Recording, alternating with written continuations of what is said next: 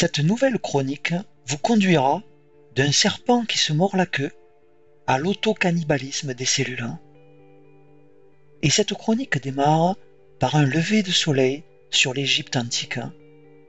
Selon la mythologie égyptienne, le dieu Ra ou Ré est le dieu soleil, le dieu primordial à partir duquel le monde s'est créé. Ra apparaît chaque matin à l'Orient lors du lever de soleil, puis pendant les 12 heures du jour, transporté sur une barque solaire, il traverse l'étendue du ciel au-dessus du monde des vivants. Il va ensuite disparaître à l'Occident lors du coucher de soleil. Et dans une nouvelle barque, il entame en sens inverse un autre périple de 12 heures, mais cette fois dans le royaume souterrain des ténèbres et des morts, dans le monde dont le dieu Osiris est le souverain, dans le monde de l'au-delà que les Égyptiens anciens appelaient la Doua. Au cours de son voyage souterrain dans la Doua, le dieu Ra va devoir affronter les puissantes forces du chaos, représentées notamment par le terrible serpent géant qu'est le dieu Apophis. Et pendant ce périlleux voyage nocturne, Ra est aidé par d'autres divinités, dont le dieu Seth qui va violemment transpercer avec son harpon le serpent Apophis. Ra sort ainsi indemne du royaume des morts pour réapparaître à l'Orient le matin suivant. Et ainsi, chaque lever de soleil est une victoire remportée par le dieu Ra sur les forces des ténèbres, une nouvelle naissance de Ra après qu'il ait été pendant 12 heures confronté à la mort. Les 12 heures du voyage souterrain de Ra nous sont racontées en détail dans les livres funéraires de l'Amdoua, ce qui signifie en égyptien ancien ce qu'il y a dans la Doua. La version complète la plus ancienne de ce texte a été retrouvée dans la tombe de Thoutmôsis III, un pharaon qui régnait en Égypte 15 siècles avant notre ère. Chaque pharaon est une réincarnation vivante du dieu Ra, et lorsqu'un pharaon meurt, il voyage avec Ra à travers le royaume des morts. Puis, quand Ra réapparaît à l'Orient, le pharaon revient aussi à la vie, accédant ainsi à l'immortalité. Parmi les divinités qui aident Ra à affronter les forces des ténèbres, il nous faut évoquer le dieu Méhen, ce qui signifie « celui qui s'enroule ». En effet, lorsque Ra traverse le monde des ténèbres, le dieu Méhen, dont le corps est celui d'un serpent, va s'enrouler autour de la cabine de Ra afin de le protéger. Et lorsque le pharaon accompagne Ra dans le monde des ténèbres, il se trouve aussi protégé par le dieu Méhen.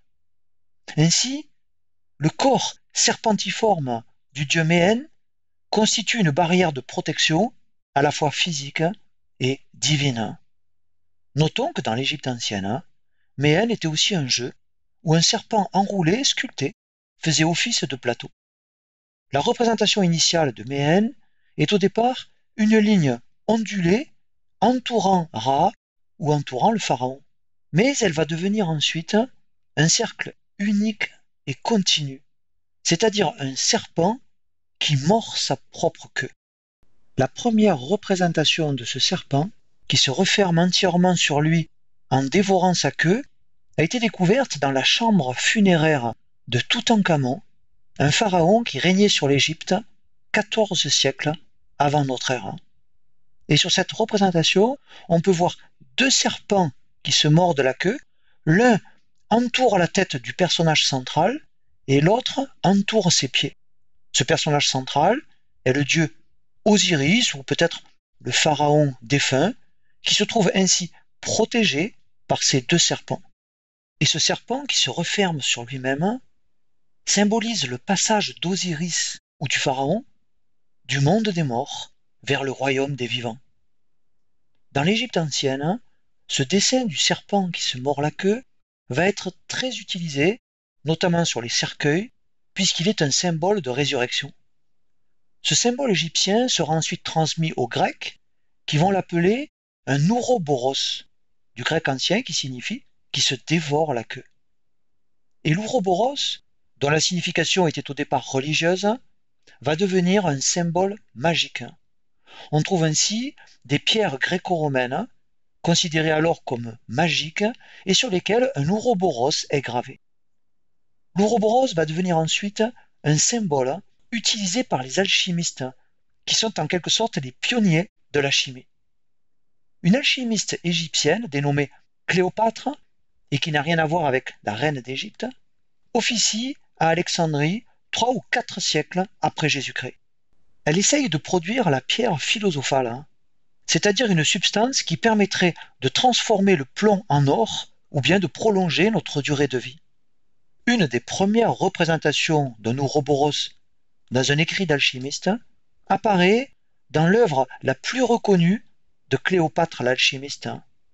Cette œuvre, intitulée La Chrysopée, est un simple papyrus contenant des dessins annotés et des symboles. Et parmi les symboles de la Chrysopée, on peut trouver un ouroboros qui encercle les mots suivants « Tout est un ». Curieusement, l'ouroboros va apparaître presque simultanément dans de nombreuses cultures et sur tous les continents. Et ainsi, dans diverses mythologies, un serpent géant qui se mord la queue enveloppe le monde. L'ouroboros est aussi à l'origine du symbole mathématique de l'infini, c'est-à-dire un 8 renversé. Et il existe un lézard qu'on appelle Ouroborus cataphractus et qui, pour se défendre face à un prédateur, saisit sa queue dans sa gueule et s'enroule ainsi sur lui-même. Le serpent symbolique qui se mord la queue a donc plusieurs significations. Il constitue une frontière protectrice qui délimite un environnement spécifique. Il est un symbole d'autodestruction puisque le serpent dévore sa propre queue, mais il symbolise aussi le renouvellement puisqu'en mangeant une partie de son propre corps, le serpent assimile les éléments qui lui permettent de se reconstruire en permanence. L'ouroboros représente aussi un équilibre de forces contraires qu'on va retrouver dans le yin et le yang de la culture chinoise. Se refermant sur lui-même, l'ouroboros symbolise donc un cycle permanent où le début et la fin se confondent. Il est un symbole de transformation cyclique du monde, de résurrection et donc d'immortalité. Et ce symbole qu'est l'ouroboros va nous permettre d'évoquer maintenant un processus cellulaire étonnant qui permet à nos cellules de réaliser leur autocannibalisme et qui démarre curieusement par la formation d'une sorte de petit ouroboros membranaire. Nos cellules sont capables de réaliser un processus de digestion intracellulaire grâce à la présence de petites vésicules qu'on appelle des lysosomes. Les lysosomes ont été découverts en 1955 par le chercheur belge Christian de Duve, dont les travaux furent récompensés en 1974 par le prix Nobel de physiologie ou de médecine. Presque toutes les cellules eucaryotes animales contiennent dans leur cytoplasme des dizaines ou des centaines de lysosomes. Les lysosomes sont de petits organites de la cellule, limités chacun par une seule membrane qui sépare le contenu lysosomal du cytoplasme. Le cytoplasme est la partie de la cellule qui entoure le noyau et on trouve dans le cytoplasme de nombreux organites tels que les lysosomes. Dans le lysosome sont présentes des enzymes digestives qu'on appelle des hydrolases acides. Hydrolases parce qu'elles permettent d'hydrolyser, c'est-à-dire de digérer des éléments, notamment des macromolécules, et acides parce que leur activité optimale nécessite un environnement acide. Ces enzymes des lysosomes sont synthétisées par les ribosomes qui sont liés au réticulum endoplasmique rugueux, puis elles passent ensuite dans l'appareil de Golgi avant de se retrouver dans les lysosomes. Sur la membrane du lysosome sont présentes des pompes à protons, c'est-à-dire des ATPases H+. En utilisant l'énergie issue de l'hydrolyse de l'ATP, ces pompes membranaires permettent de stocker activement des protons dans le lysosome, conférant au contenu lysosomal le pH acide d'environ 5, qui est nécessaire à l'activité des hydrolases acides du lysosome. Et ainsi, le contenu du cytoplasme est doublement protégé d'une attaque par les enzymes lysosomales, d'une part parce que la membrane du lysosome maintient normalement les hydrolases acides hors du cytoplasme, et d'autre part parce que s'il y avait une fuite de ces enzymes lysosomales dans le cytoplasme, elle ferait peu de dommages, car le pH cytoplasmique n'est pas acide, mais neutre. La plupart des protéines de la membrane du lysosome sont fortement glycosylées, c'est-à-dire associées à des sucres, ce qui contribue à les protéger contre l'action des protéases contenues dans le lysosome.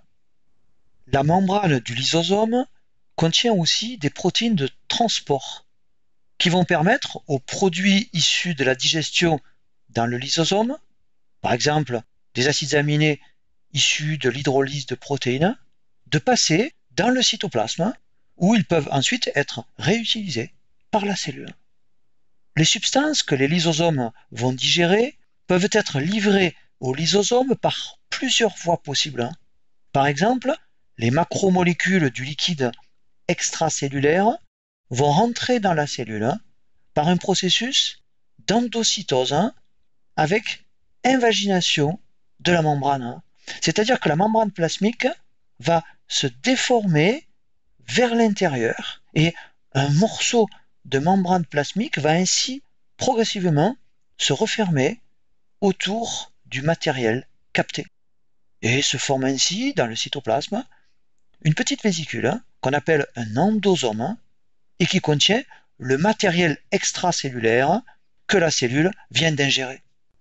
L'endosome va fusionner ensuite avec un endosome précoce qui devient alors un endosome tardif.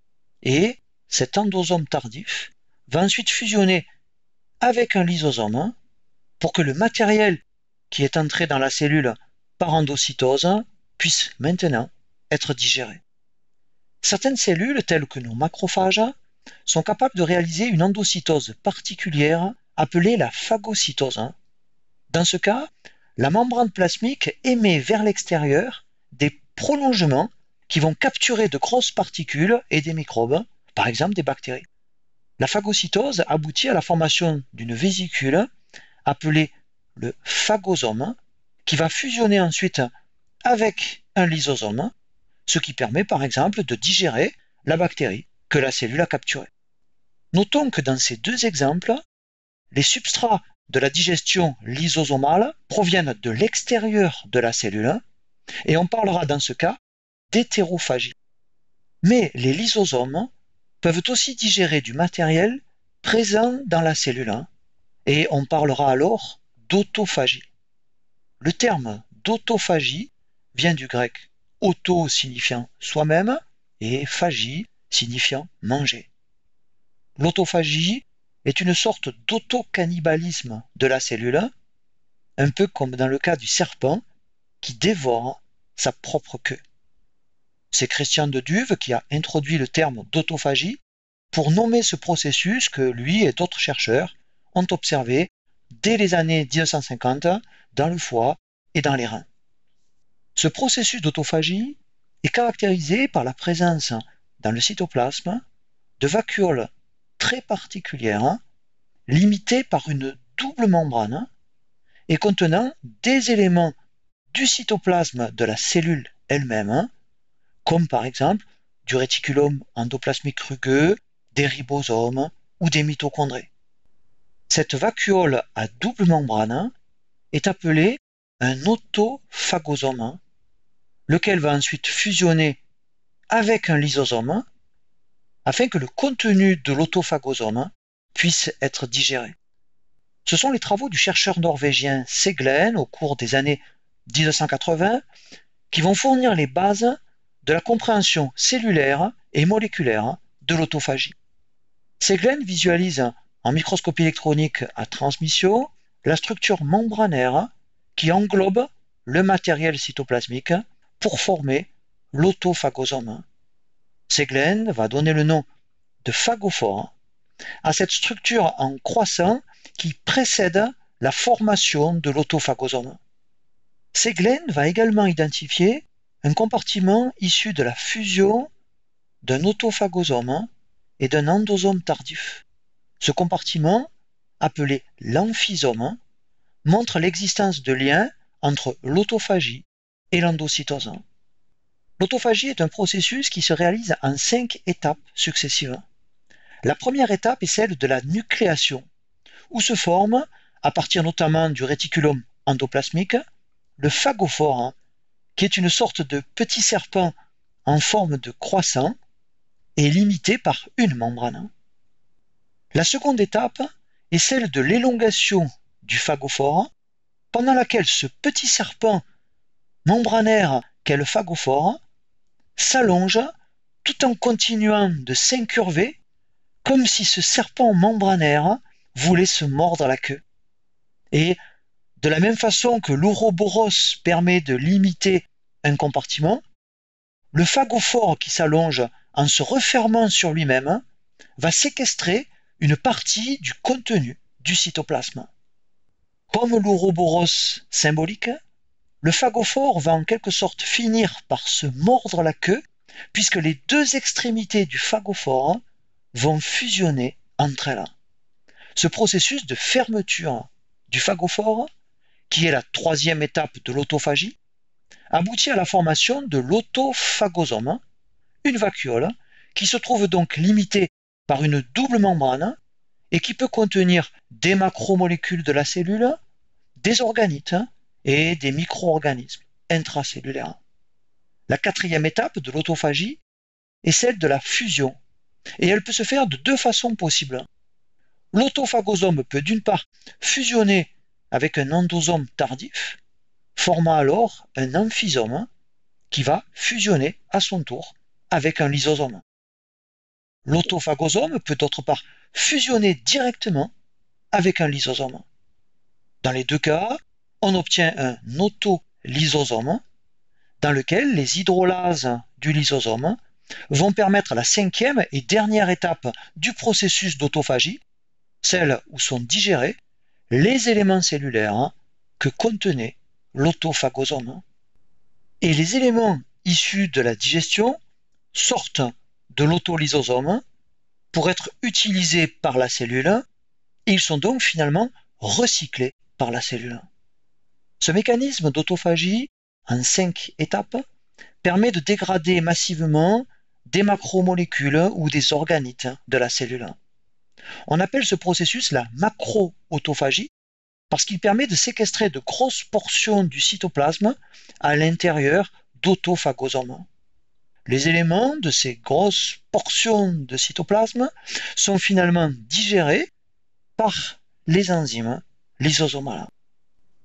Mais il existe d'autres types d'autophagie. En effet, en plus de la macro-autophagie que je viens de vous décrire, il existe aussi une autophagie dépendante des protéines chaperones et qui dégrade sélectivement des protéines du cytoplasme qui possèdent dans leur séquence un motif particulier. Ces protéines spécifiques à dégrader sont prises en charge par un complexe formé notamment par des protéines chaperones et ce complexe permet à ces protéines spécifiques d'être dirigées jusqu'au lysosome où un récepteur présent sur la membrane du lysosome les reconnaît et permet de les faire rentrer dans le lysosome pour y être digérés. Une autre forme d'autophagie est appelée la micro-autophagie. Dans ce cas, des petites portions du cytoplasme vont pénétrer dans le lysosome par une invagination de la membrane lysosomale. Des trois formes d'autophagie que je viens de vous présenter, la macro-autophagie est la seule qui met en jeu la formation d'autophagosomes et elle constitue une des formes majeures de l'autophagie. Par simplification, j'utiliserai par la suite le terme d'autophagie pour parler en fait de la macro-autophagie. Au début des années 1990, le chercheur japonais Yoshinori Osumi mène ses recherches sur un organisme eucaryote unicellulaire appelé Saccharomyces cerevisiae, c'est-à-dire la levure de bière ou encore la levure du boulanger. Oshumi va montrer en 1992 que le mécanisme d'autophagie existe dans les cellules de levure et qu'il est stimulé en réponse à une carence en source d'azote. Et en 1993, il identifie les premiers gènes impliqués dans l'autophagie, gènes qui vont être appelés ATG pour Autophagy Related Gene, c'est-à-dire gènes liés à l'autophagie. Et ces gènes ATG codent pour des protéines qu'on appellera aussi les protéines ATG. En 1998, avec ses collaborateurs de l'époque que sont Mitsushima et Yoshimori, le chercheur Oshumi va décrire le rôle de protéines ATG de levure dans la formation du phagophore. La même année, le laboratoire américain de Levin et l'équipe japonaise de Mitsushima, Yoshimori et Oshumi vont montrer que les gènes ATG de la levure sont conservés chez les mammifères. On s'apercevra ensuite que, contrairement à la levure où un seul gène code pour chaque protéine ATG, de nombreuses protéines ATG chez les mammifères sont codées par plusieurs gènes différents, probablement parce que des événements de duplication de gènes ont eu lieu au cours de l'évolution. Cette diversification des gènes ATG peut être le reflet de la nature plus complexe de l'autophagie dans les cellules de mammifères que dans les cellules de levure. Les gènes ATG des cellules eucaryotes, qui existent de la levure jusqu'à l'homme, codent des protéines ATG qui se lient entre elles pour former des complexes protéiques. Différents complexes protéiques contenant des protéines ATG vont se fixer successivement sur des portions de membrane, ce qui va permettre au phagophore de se former, puis de s'allonger, pour devenir finalement un autophagosome. Et c'est donc un véritable balai de protéines spécialisées, essentiellement des protéines ATG, qui permet au petit serpent membranaire qu'est le phagophore d'apparaître, puis de s'enrouler complètement et de se refermer en l'ouroboros membranaire qu'est l'autophagosome. En 2016, Yoshinori Oshumi sera récompensé pour l'ensemble de ses travaux sur l'autophagie par l'attribution du prestigieux prix Nobel de physiologie ou de médecine. À partir des années 2001, les rôles de l'autophagie dans des organes ou dans des tissus spécifiques vont commencer à être explorés dans des modèles d'animaux transgéniques dont on a inactivé des gènes ATG particuliers. Par exemple, en 2006, l'équipe japonaise de Mitsushima étudie des souris transgéniques dont le gène ATG5 a été invalidé dans les neurones. Et le niveau basal d'autophagie dans le cerveau de ces souris va se trouver ainsi considérablement réduit, ce qui provoque une accumulation de protéines anormales dans les neurones, une neurodégénérescence et un déficit progressif de la fonction motrice de ces souris. On peut donc en déduire que l'autophagie basale, en éliminant les protéines anormales qui s'accumulent dans les neurones, joue un rôle protecteur contre la neurodégénérescence. En 2003, l'équipe américaine conduite par Heinz étudie des souris transgéniques dont on a invalidé un des deux allèles du gène ATG6. Et ces souris transgéniques vont développer des tumeurs dans différents tissus. En 2011, l'équipe de Mitsushima montre que des souris transgéniques dont le gène ATG7 a été invalidé dans les cellules du foie développent des tumeurs hépatiques associées à l'accumulation dans les cellules du foie de mitochondries endommagées qui produisent des espèces réactives de l'oxygène. Les espèces réactives de l'oxygène ont pour effet d'altérer l'ADN. On peut en déduire qu'un des modes d'action de l'autophagie dans sa fonction de protection contre les cancers est de permettre la destruction des mitochondries endommagées, ce qui réduit leur production d'espèces réactives de l'oxygène et limite ainsi les lésions de l'ADN qui pourraient conduire au cancer. Des études de l'autophagie sont conduites sur d'autres modèles animaux que la souris, et les chercheurs vont par exemple étudier l'autophagie chez la petite mouche du vinaigre, appelée aussi la drosophile, ou bien chez le petit ver transparent Caenorhabditis elegans, qui est un nématode, ou bien encore chez le poisson zèbre. L'étude de l'autophagie chez les plantes a également été conduite par de nombreux laboratoires, dont celui d'Osume. Les études conduites sur cette diversité de modèles vont révéler que l'autophagie est un mécanisme biologique vital très conservé chez les eucaryotes.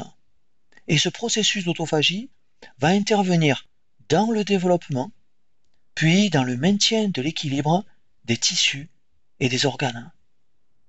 Le mécanisme d'autophagie de nos cellules est placé sous le contrôle de facteurs extracellulaires. Et le stimulus le plus efficace pour déclencher l'autophagie est la carence en nutriments. Mais l'autophagie peut aussi être induite par l'absence de facteurs de croissance, ou par l'hyperthermie, ou par un manque de dioxygène, ou encore par la présence de glucagon, qui est une hormone pancréatique libérée lors du jeûne. La rapamycine, qui est un médicament immunosuppresseur, induit aussi l'autophagie en bloquant une enzyme appelée l'enzyme mTOR. M parce que cette enzyme est présente dans les cellules de mammifères. Et le sigle TOR signifie Target of Rapamycin, c'est-à-dire cible de la rapamycine. Cette enzyme mTOR est une protéine kinase qui fait partie d'un complexe, et lorsqu'elle est active au sein de ce complexe, elle empêche la mise en route de la machinerie d'autophagie. En présence de nutriments, de facteurs de croissance, ou bien d'insuline, qui est une hormone pancréatique libérée au moment de la prise alimentaire, l'enzyme mTOR et le complexe qui la contient sont actifs, ce qui empêche le déclenchement du mécanisme d'autophagie. Mais, au contraire, lors d'une carence en nutriments ou bien en présence de rapamycine, l'enzyme mTOR et le complexe qui la contient sont inactifs et l'autophagie est alors déclenchée. L'autophagie protège les cellules. En effet, en éliminant dans les cellules les molécules altérées et les organites vieillissants, l'autophagie va maintenir la qualité des constituants du cytoplasme. L'autophagie élimine ainsi des protéines anormales présentes en excès ou bien des éléments dont l'activité altérée risque de compromettre le fonctionnement cellulaire. L'autophagie fonctionne donc comme un mécanisme d'entretien qui permet de préserver le bon fonctionnement cellulaire en nettoyant sans cesse la cellule et en récupérant les produits de cette autodigestion dans un but de recyclage. L'autophagie se produit à l'état normal. On dit alors qu'elle est basale ou constitutive et elle maintient ainsi en permanence l'équilibre des cellules. Mais l'autophagie peut aussi être activée en réponse à différents stress de l'environnement, comme par exemple lors d'une carence en nutriments. Et cette autophagie, qualifiée d'induite, constitue alors une réponse adaptative à ces stress de l'environnement. Ainsi, lors des périodes de jeûne, l'autophagie est stimulée pour maintenir un niveau intracellulaire de nutriments compatible avec les besoins énergétiques de la cellule. Et cette fonction s'applique notamment au moment de la naissance du souriceau, car à cet instant, l'apport nutritionnel maternel, par l'intermédiaire du placenta, va se trouver brusquement interrompu. Et l'autophagie contribue ainsi pendant les premières heures qui suivent la naissance du souriceau aux besoins énergétiques importants de certains de ces organes, tels que le cœur. Notons que l'autophagie peut aussi avoir un caractère très sélectif par l'activité de récepteurs qui reconnaissent d'une part la machinerie autophagique et d'autre part la cible à dégrader. Par exemple, des cellules exposées à des substances toxiques pour les mitochondries réagissent en activant une réponse autophagique très sélective qu'on appelle la mitophagie et qui va digérer spécifiquement les mitochondries endommagées. L'autophagie est aussi un mécanisme de défense contre les infections bactériennes et virales. On l'appelle alors la xénophagie et son étude a ouvert un nouveau champ de recherche dans la lutte contre les maladies infectieuses. L'autophagie peut donc constituer un mécanisme de survie de la cellule, par exemple face à un manque de nutriments ou face à une infection par un microbe pathogène. Mais l'autophagie peut aussi conduire à une autodestruction de la cellule par une mort cellulaire autophagique, soit parce que l'autophagie devient excessive, soit parce que l'autophagie se met à détruire spécifiquement des organites indispensables au bon fonctionnement de la cellule. Nous avons vu que l'autophagie peut exercer des effets neuroprotecteurs. La grande majorité des maladies neurodégénératives est en effet associée à une accumulation de protéines non dégradées et agrégées, ainsi qu'à un dysfonctionnement de l'autophagie. La stimulation pharmacologique de l'autophagie peut donc s'avérer efficace pour éliminer ces inclusions protéiques et ainsi lutter contre ces maladies neurodégénératives. Notons que dans le cas d'un accident vasculaire cérébral, l'interruption de l'irrigation de certains neurones dans le cerveau peut déclencher la mort autophagique de ces neurones, et dans ce cas, une stratégie pour freiner cette mort neuronale est alors au contraire d'empêcher l'autophagie. Nous avons vu que l'autophagie peut aussi empêcher le développement de cancer. Mais le rôle que joue l'autophagie dans le processus tumoral est en fait plus complexe parce que les cellules cancéreuses peuvent aussi détourner l'autophagie à leur propre avantage pour favoriser leur survie et leur fonction invasive ou bien pour résister aux traitements thérapeutiques. L'autophagie peut donc exercer des propriétés pro- ou anti-tumorales, par exemple en fonction du type de cancer. Et ainsi, aujourd'hui, dans l'arsenal médical, la possibilité de moduler l'autophagie constitue un enjeu thérapeutique majeur dans la lutte contre certaines maladies telles que les maladies neurodégénératives et le cancer.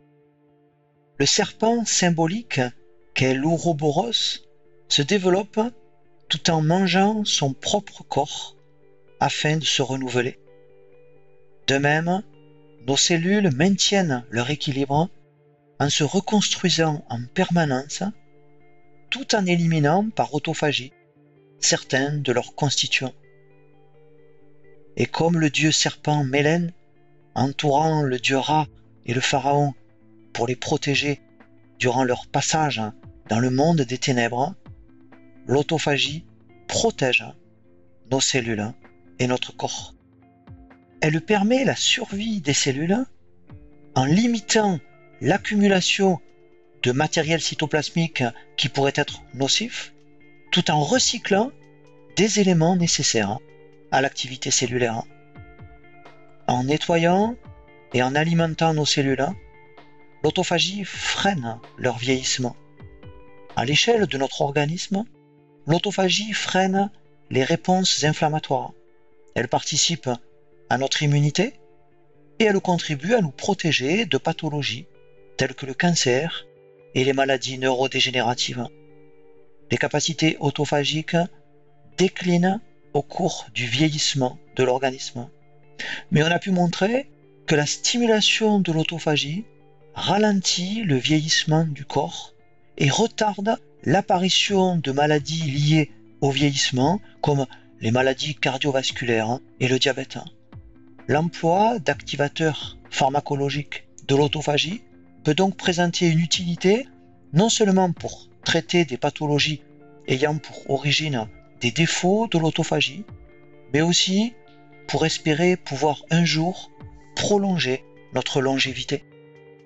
Apprivoiser le serpent qui se mord la queue nous permettra peut-être un jour de repousser le moment d'entrer dans le monde dont le dieu Osiris est le souverain et d'espérer, comme le pharaon, accéder à l'immortalité.